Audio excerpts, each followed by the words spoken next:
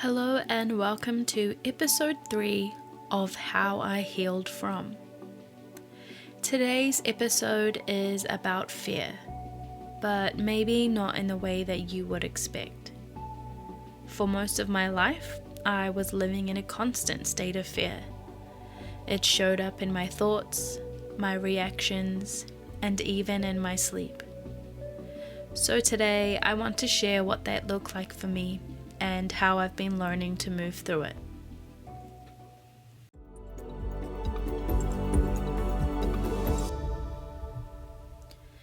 For a long time, I didn't realize that I was living in fear because it didn't feel like fear.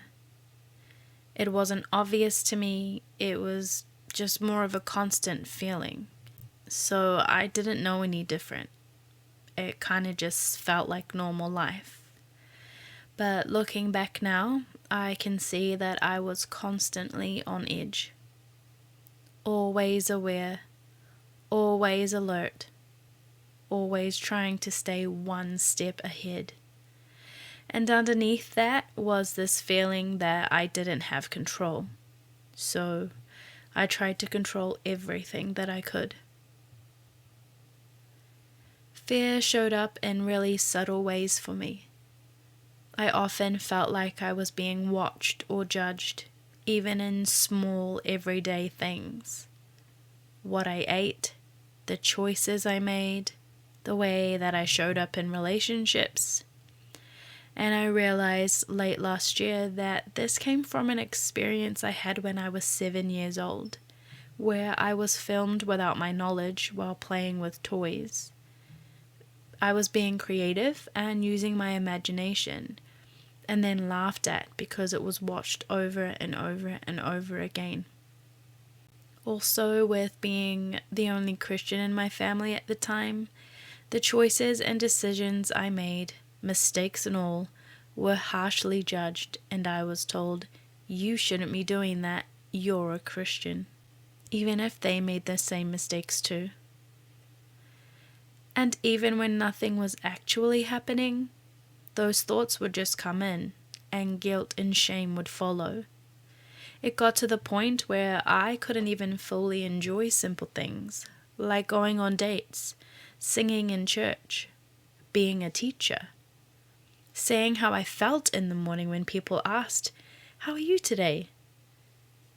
It was like I wasn't allowed to have a good time or to express myself because I was so on edge, and I felt like everything was being evaluated. I also found myself pulling away from people, avoiding situations, keeping to myself, even testing people to see if they would show up, message, or check in with me when I didn't turn up. Not because I wanted to, but because it felt safer that way. I wanted to know who was really there for me. In February of 2019, it's when I started to have really intense dreams, and it began the night that I got a deliverance prayer. God showed up in my dream and said, "You can't touch her." It was in that moment that I knew that God would protect me at all costs. These intense dreams didn't happen every night or all the time, but it happened enough to notice a pattern of when and why they would happen. They often had themes of being stuck in my bedroom, being chased, or trying to get out of a situation, and I would wake up feeling shaken, like something wasn't right. Even though it was a dream, the feeling would stay in my body for a little while after, because on some level, this was happening not just in the physical world, but the spiritual one too. And for a while, I didn't fully understand what was going on, but over time, I started to notice something important. These moments, whether in my thoughts during the day or in dreams at night, were often connected to areas where I felt out of control, overwhelmed, or I was carrying guilt and shame. Some of those areas were to do with my faith, family, and food. And instead of seeing it as something happening to me, I started to recognize it as something happening within me. Of course, my faith played a huge role in how I worked through this.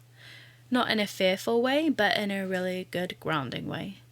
In those dreams where I felt stuck and I couldn't move, I chose to sing out to God, because this was the only way that I got out of those dreams. And over time, those dreams became less and less the stronger in authority I was.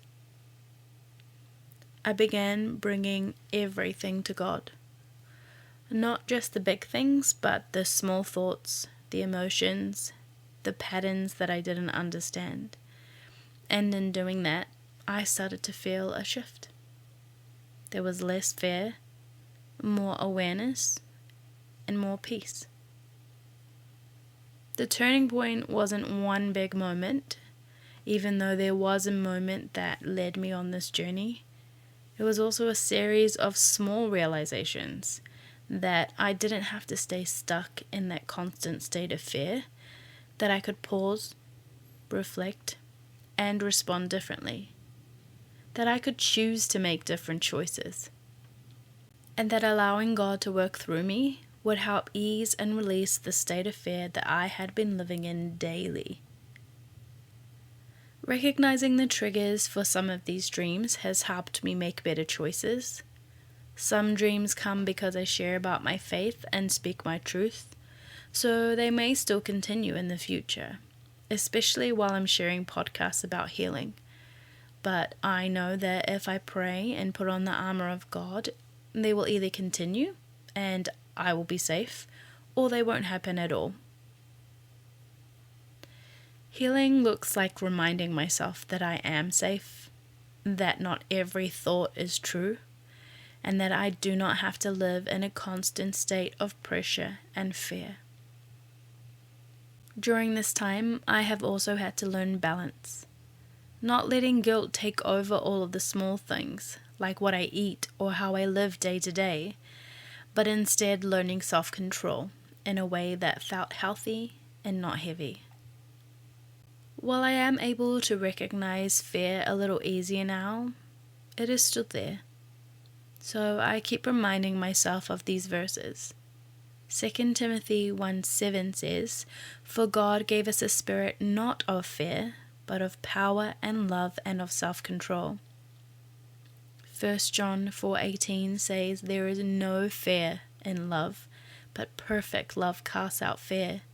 For fear has to do with punishment, and whoever fears has not been perfected in love." God is love. So if I'm feeling fear, then I know that I need to lean more into God and trust Him, because His love will cast out that fear.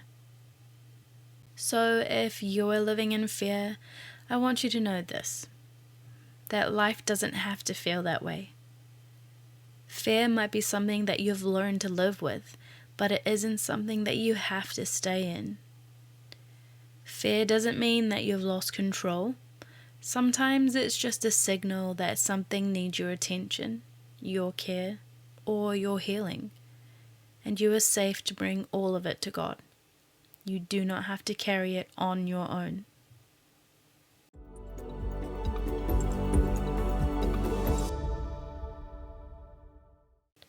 Thank you for being here and taking the time to listen. If this resonated with you, feel free to reach out if you would like to share your testimony with me or have it shared on the podcast. Sometimes the first step is simply noticing and allowing yourself to slow down. In the next episode, I'll be sharing more around my family, faith, and identity, and how that shaped my healing journey. You are not alone in this. I'll talk to you soon.